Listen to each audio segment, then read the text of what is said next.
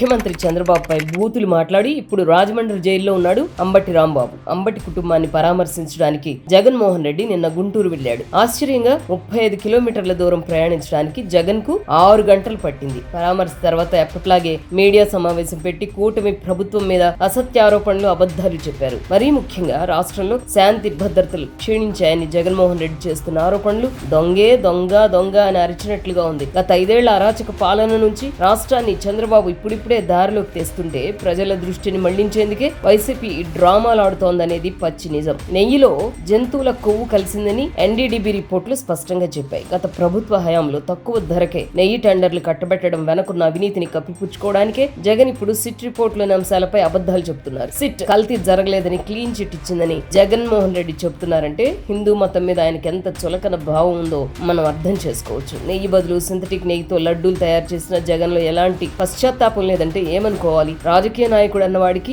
ఒక క్యారెక్టర్ ఉండాలి. అసలు క్యారెక్టరే లేని అంబటి చంద్రబాబును బూతులు తిట్టడమే కాకుండా నిరసన తెలపడానికి వచ్చిన మహిళల మీద దాడి చేయడాన్ని ఎలా అర్థం చేసుకోవాలి? అది తప్పు కాదా? అంబటి మాట్లాడిన భాషను, తప్పుడు పనులను సమర్థించడం జగన్మోహన్ రెడ్డి నైజాన్ని బయటపెడుతోంది. తిట్టింది అంబటి, దాడి చేయించింది అంబటి. అయితే జగన్ మాత్రం దాన్ని చంద్రబాబు చేయించాడని ఎలా చెప్తాడు? తప్పు చేసిన వ్యక్తి మాజీ మంత్రి అయినా సామాన్యుడైనా చట్టం తన పని తాను చేసుకుపోతుందనే దానికి కూటమి ఎమ్మెల్యే మీద, కార్యకర్తల మీద పెట్టిన కేసులే నిదర్శనం. జగన్మోహన్ రెడ్డి ఇన్ని నీతులు చెప్తున్నాడు కదా.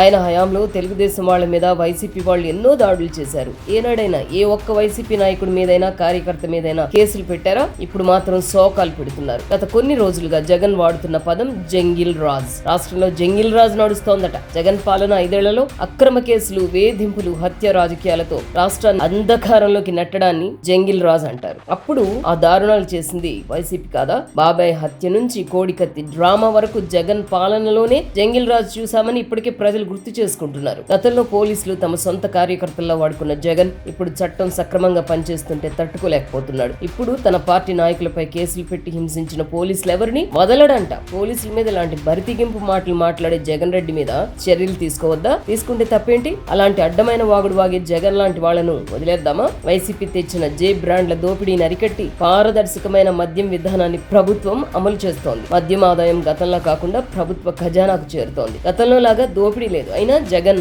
మద్యంలో దోపిడీ అంటాడు, నకిలీ మద్యం అంటాడు, పేదలకు సంక్షేమ పథకాలు అందడం లేదంటాడు, సూపర్ 6 లేదు, 7 లేదంటాడు. ఇలా నోటికి ఏదొస్తే అది మాట్లాడడమే జగన్ పని. అబద్ధాలతో ప్రజలను మోసం చేయాలని చూడడం జగన్ మానుకోవాలి. ఈయన గారి అబద్ధాలను నమ్మడానికి ప్రజలేమి పిచ్చోళ్ళు కాదు. ప్రజలు అంతా గమనిస్తున్నారు. గమనించే మొన్న ఎన్నికల్లో 11 సీట్లు ఇచ్చారు. జగన్ అది గుర్తుంచుకుంటే చాలా మంచిది.